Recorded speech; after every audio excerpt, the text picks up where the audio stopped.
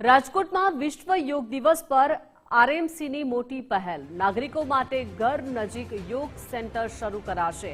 રાજકોટ શહેરમાં કુલ 426 જેટલા યોગ સેન્ટર ખુલશે। લોકોના ઘરથી માત્ર 15 મિનિટના અંતરે આ સુવિધાઓ મળી રહેશે। મનપા દ્વારા ગુજરાત રાજ્ય યોગ બોર્ડ સાથે એમઓયુ કરવામાં આવ્યા છે। દરેક સેન્ટર પર દરરોજ સવારે યોગ કરાવવામાં આવશે।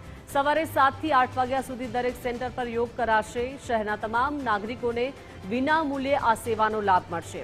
જીઓ ટેગિંગ પદ્ધતિથી સેન્ટરના તમામ લોકેશન ટ્રેસ કરાયા છે। લોકોના સ્વાસ્થ્યને સુધારવા માટે તંત્રનો આ ઉત્તમ નિર્ણય છે।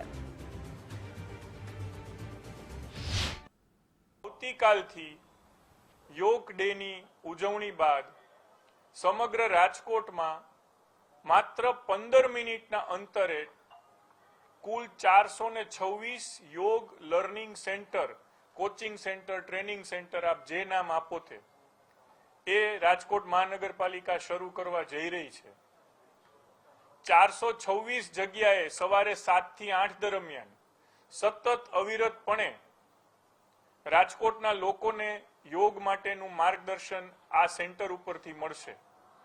રાજકોટ મહાનગરપાલિકાએ પોતાની સહજતાથી ઉપલબ્ધ, લોકો માટે સરળતાથી પ્રાપ્ય એવી જગ્યાઓ ઉપલબ્ધ કરાવી છે।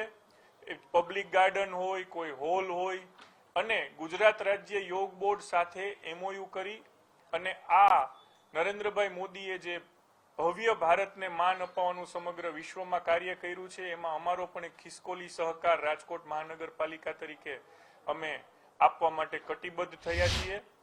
તો સવારમાં 7 વાગ્યામાં 15 મિનિટના અંતરાયમાં એને યોગની સુવિધા મહાનગરપાલિકા આપશે।